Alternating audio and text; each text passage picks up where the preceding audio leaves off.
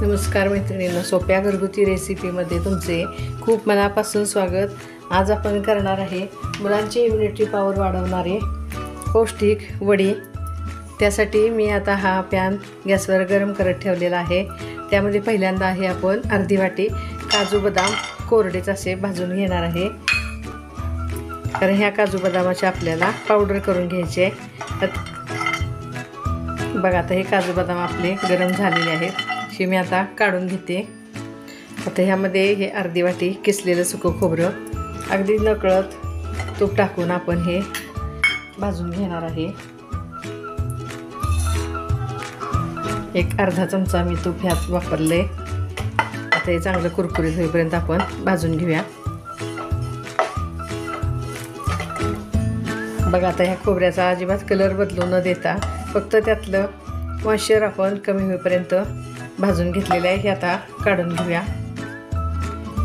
बघा पॅनमध्ये अजून मी 1-4 चमचे साधारण तूप टाकून घेतले। तूप गरम झालं की त्यामध्ये आपण हा पाव वाटी डिंक तळून घेणार आहे।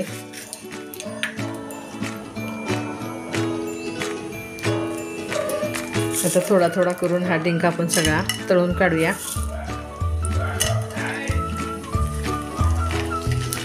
चांगला फुलेपर्यंत तळून घ्या।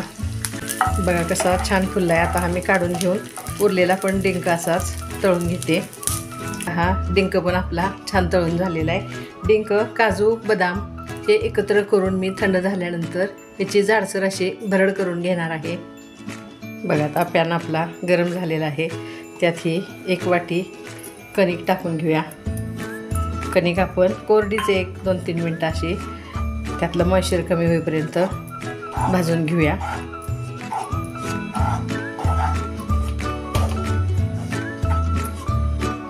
आता ही थोडा वेळ आपण कणिक भाजल्यानंतर त्यामध्ये टाकूया हे 1 वाटी तूप।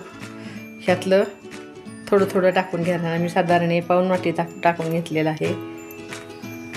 नंतर आपण लागलं तर थोडं ओतूया। हे आता एकसारखं मिक्स करून हे आपण कणिक आता खमंग भाजून घ्यायचे आहे।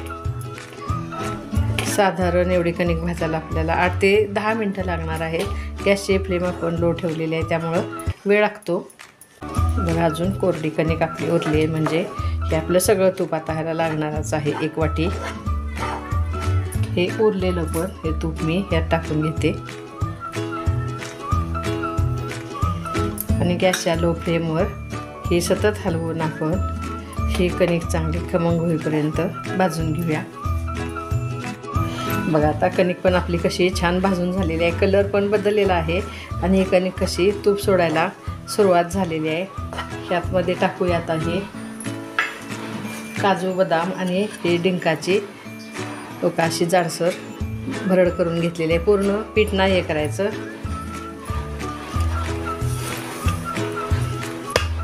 ते आता टाकून 1 मिनिटभर हलवल्यानंतर हे आता आपण टाकणार आहे भाजलेलं खोबरं।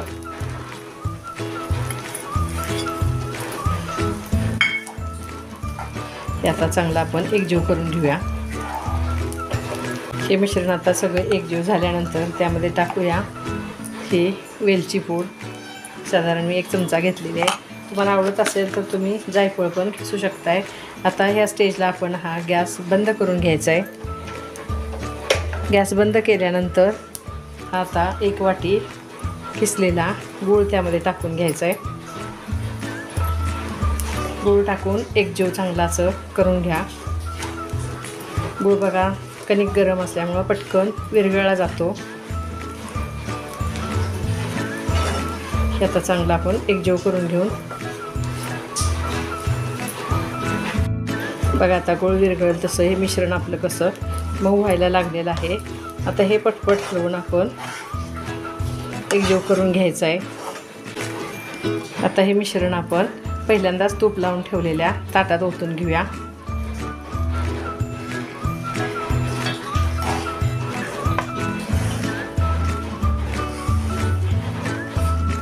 हे गरम गरम असतानाच आपण पटकन ओतून घ्यायचं आहे।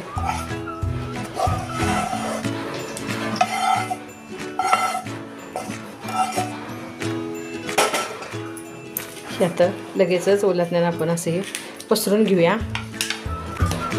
ते फार गरम असल्यामुळे आपल्याला हातानं करता येत नाही, म्हणून हे आपण वाटीच्या बुडानं असं प्लेन करून घेऊया. बघा आता हे वाटीच्या बुडानं आपण चांगलं प्लेन करून घेतल्यानंतर एक थंड होण्यासाठी आपण एक 10-15 मिनटं असंच ठेवून द्यायचं आहे आणि नंतर ह्याच्या वड्या पाडून घ्यायच्या आहेत. बघा आता 15-20 मिनटं झालेली आहेत. त्या आता आपण वड्या कापून घेऊया.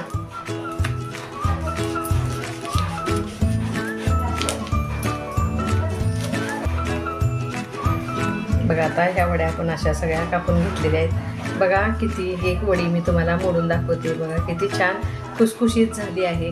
तुम्हाला जर ह्या वड्या कापायला नाहीत जमल्या तर तुम्ही या पिठाचे लाडू पण करू शकता. आता मी ह्या वड्या सर्व करते. बघा मैत्रिणींनो, मुलांची इम्युनिटी पॉवर वाढवणारी अशी ही वडी आपली तयार झाली आहे. बघा ही वडी तुम्ही मुलांना सकाळी दुधाबरोबर खायला देऊ शकता किंवा मुलांना शाळेच्या दुपारच्या छोट्या सुट्टीतही खायला देऊ शकता.